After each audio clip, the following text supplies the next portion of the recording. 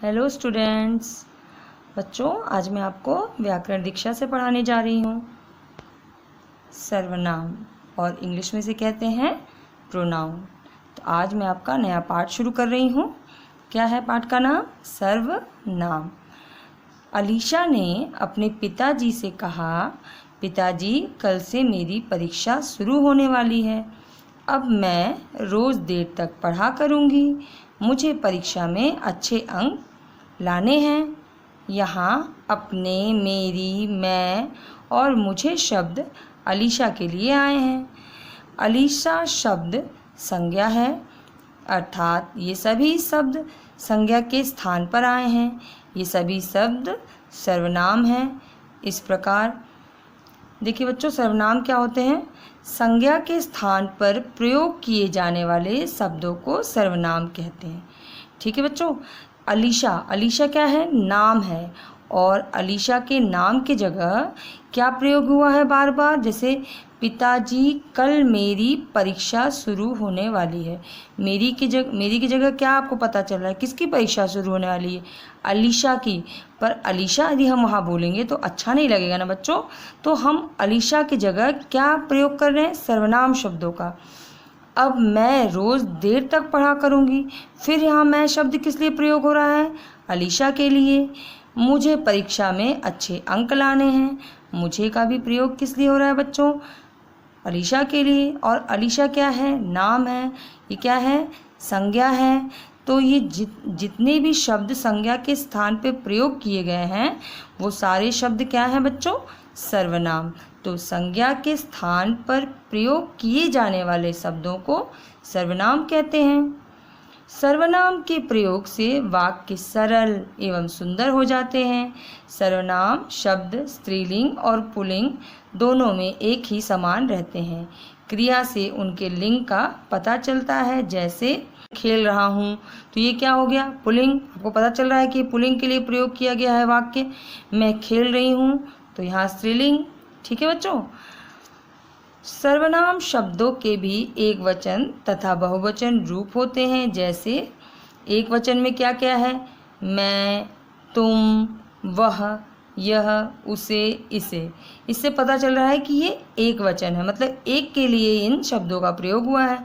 यदि बहुत लोगों के लिए, ये जैसे हम तो आपको पता चल रहा है ना कि हम मतलब दो लोगों के लिए। तुम, तुम्हारे लिए भी। वे, ये, उन्हें, इन्हें, इन शब्दों से पता चल रहा है कि बहुत से लोगों के लिए इन शब्दों का प्रयोग किया गया है। सर्वनाम के भेद। सर्वनाम के 6 भेद होते हैं। कितने भेद होते हैं बच्चों? 6 भेद होते हैं। कौन कौन से? पुरुषवाचक सर्वनाम में मैं, तुम, वह। निश्चयवाचक सर्वनाम यह, वह। अनिश्चयवाचक सर्वनाम कुछ, कोई। प्रश्नवाचक सर्वनाम क्या, कौन। संबंधवाचक सर्वनाम जो, जैसे। निजवाचक सर्वनाम आप और स्वयं। तो बच्चों, सर्वनाम के कितने भेद होते हैं? सर्वनाम के 6 भेद होते हैं। ठीक है। कौन कौन से?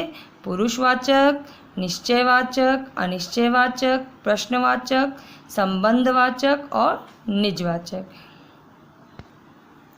पुरुषवाचक सर्वनाम बोलने वाले, सुनने वाले तथा किसी अन्य व्यक्ति के लिए प्रयोग किए जाने वाले शब्द पुरुषवाचक सर्वनाम कहलाते हैं। जैसे मैं, तुम, वह आदि।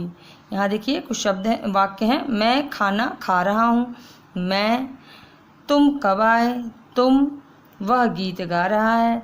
तो यहाँ पे सर्वनाम शब्द दिख रहे हैं ना आपको? मैं, तुम और वह।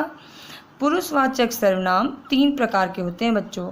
एक उत्तम पुरुषवाचक सर्वनाम, एक मध्यम पुरुषवाचक सर्वनाम और एक अन्य पुरुषवाचक सर्वनाम। अब देखिए, उत्तम पुरुषवाचक सर्वनाम जिन सर्वनाम शब्दों का प्रयोग वक्ता मतलब बोलने वाले स्वयं के लिए करता है वे उत्तम पुरुषवाचक सर्वनाम होते हैं। जैसे मैं, हम, मेरा, मुझे, मैंने आदि। किसके लिए? वक्ता बोलने वाला स्वयं के लिए करता है, खुद के लिए कर रहा है। जैसे मैं, जैसे मुझे वोट दीजिए, तो वक्ता किसके लिए कर रहा है? खुद के लिए कर रहा है कि मुझे वोट दीजिए। ठीक है। हमने प्रतियोगिता जीत ली, तो ये बच्चे किसके लिए बोल रहे हैं? खुद के लिए बोल रहे हैं। तो जो वक्ता खुद के लिए जिन शब्दों का प्रयोग करता है बच्चों, उसे कहते हैं उत्तम पुरुषवाचक सर्वनाम। मध्यम पुरुषवाचक सर्वनाम क्या होता है? जो सर्वनाम शब्द सामने वाले सुनने वाले के लिए प्रयोग किए जाते हैं, मतलब जो सामने है उसके सुनने के लिए प्रयोग किया जाता है, वे मध्यम पुरुषवाचक सर्वनाम कहलाते हैं। जैसे आप, आपका, तुम, तेरा, आपने आदि। आप अंदर आइए, तो ये किसके लिए है? सुनने वाले के लिए, जो दूसरा सामने है उसके लिए है कि आप अंदर आइए। तुम कहाँ गए थे? अब ये सामने वाले के लिए है कि तुम कहाँ गए थे। तो ये जो शब्द है बच्चों, ये किसके लिए है? मध्यम पुरुषवाचक सर्वनाम वाले शब्द हैं जो कि सुनने वाले के लिए प्रयोग किया जाता है। उत्तम पुरुषवाचक सर्वनाम में क्या था?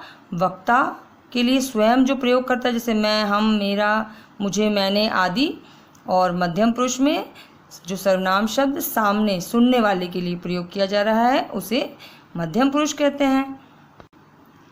अन्य पुरुषवाचक सर्वनाम, जिन सर्वनाम शब्दों का प्रयोग अन्य व्यक्तियों के लिए किया जाता है वे अन्य पुरुषवाचक सर्वनाम होते हैं। जैसे दूसरों के लिए किया जा रहा है बच्चों, वे, उन्हें, उन्होंने, उसे, वह, यह आदि। जैसे उसने मुझे उपहार दिया, तो यहाँ पे जो दो लड़कियां हैं बच्चों, इसमें उसने किसी तीसरे की बात हो रही है। जब तीसरे की बात हो रही है तो वो शब्द क्या है? अन्य पुरुषवाचक सर्वनाम। वे कब आएंगे, यहाँ पे भी तो जो शब्द किसके लिए प्रयोग हो रहा है? अन्य व्यक्तियों के लिए, उसे कहते हैं अन्य पुरुषवाचक सर्वनाम। अब है निश्चयवाचक सर्वनाम। जो सर्वनाम किसी निश्चित व्यक्ति या वस्तु के लिए प्रयोग में लाए जाते हैं उन्हें निश्चयवाचक सर्वनाम कहते हैं। इन्हें संकेतवाचक सर्वनाम भी कहते हैं। निश्चयवाचक सर्वनाम को क्या कहते हैं बच्चों? संकेतवाचक भी। जैसे यह मीना का बस्ता है, ठीक है, तो ये किसका बस्ता है? मीना का है। तो ये एक निश्चित है व्यक्ति या वस्तु के लिए, तो ये निश्चित वस्तु है ना कि ये वस्तु किसकी है? मीना की है। वे हमारे विद्यालय के अध्यापक हैं। अध्यापक कहाँ के हैं? जो बच्चा है उसके विद्यालय के। वे, तो जो शब्द किसके लिए निश्चयवाचक सर्वनाम क्या है बच्चों? जो सर्वनाम किसी निश्चित व्यक्ति या वस्तु के लिए प्रयोग हो रहा है उसे कहते हैं निश्चयवाचक सर्वनाम। जैसे कुछ अन्य निश्चयवाचक सर्वनाम, इसे, इसका, उससे, ठीक है। अनिश्चयवाचक सर्वनाम, जिन सर्वनाम से किसी निश्चित व्यक्ति या वस्तु का बोध ना हो उसे अनिश्चयवाचक सर्वनाम कहते हैं। जिन सर्वनाम में किसी निश्चित व्यक्ति या वस्तु का बोध ना हो उन्हें अनिश्चयवाचक सर्वनाम कहते हैं। जग में कुछ दूध है, जग में कुछ दूध है। कोई बाहर, कोई खड़ा है। तो यहाँ कुछ अनिश्चयवाचक सर्वनाम किसी और कुछ, इसमें क्या पता चल रहा है बच्चों कि निश्चित नहीं है कोई चीज़। तो कुछ दूध है, कोई खड़ा है, तो इन शब्दों में जो निश्चित व्यक्ति या वस्तु का बोध नहीं हो रहा है तो उसे क्या कहते हैं? अनिश्चयवाचक सर्वनाम। प्रश्नवाचक सर्वनाम, प्रश्न पूछने के लिए प्रयोग किए जाने वाले सर्वनाम शब्दों को प्रश्नवाचक सर्वनाम कहते हैं। देखो कौन आया, तो इसमें प्रश्न पूछा जा रहा है, कौन, तो ये शब्द क्या है बच्चों? प्रश्न पूछने के लिए प्रयोग करने वाले शब्द हैं सर्वनाम, तो ये किस में आएगा? प्रश्नवाचक सर्वनाम में। तुम क्या खा रहे हो, इसमें भी क्या का शब्द, क्या जो शब्द है वो किस में है?